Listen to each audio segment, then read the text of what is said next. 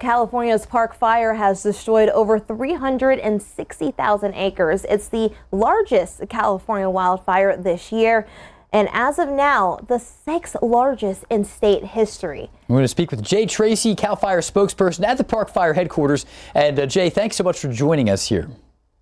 Absolutely, it's my pleasure. Well, Jay, what is the latest? I noticed a 10,000 acre increase since the early morning update to where we stand now. So how is the Park Fire fight going? Right. Well, I'd say overall it's going well. I think we're seeing some positive impacts by the firefighters out in the field today.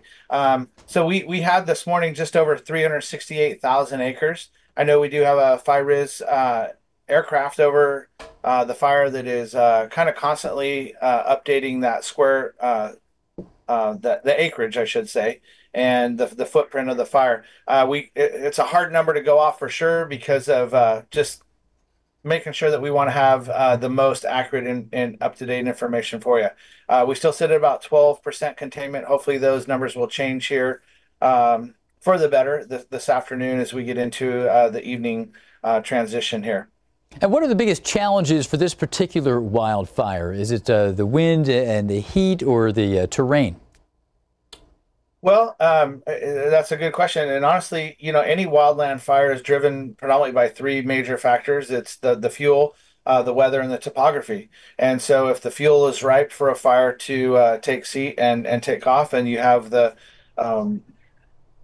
right weather that is driving that fire. Either this was a fuel-driven fire predominantly, but the winds definitely help push that. And then also the topography. So topography, a couple ways. You've got different areas where it's really hard for our firefighters to get into, but also as the wind channels through different gullies and saddles and whatnot, that it makes it really it changes the effects of the fuels burning and the size of the fire pretty rapidly.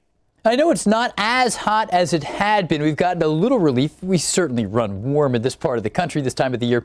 I've gotten a little bit of relief from the worst of the heat, but the wind is still a concern. So how are weather concerns impacting some of the planning?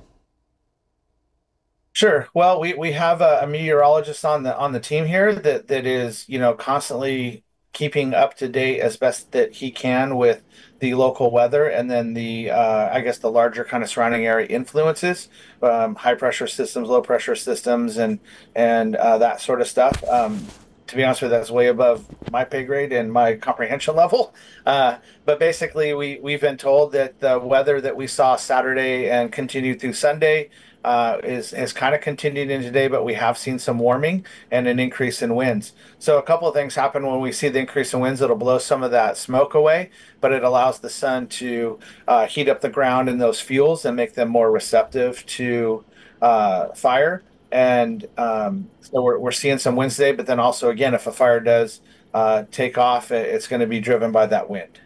All right. Well, we're going to be closely following this, and we appreciate all that you and the great people there at CAL FIRE are doing to protect those in the Golden State. Thanks again, Jay Tracy with CAL FIRE. No worries. Thank you. All right. Thanks, Jay.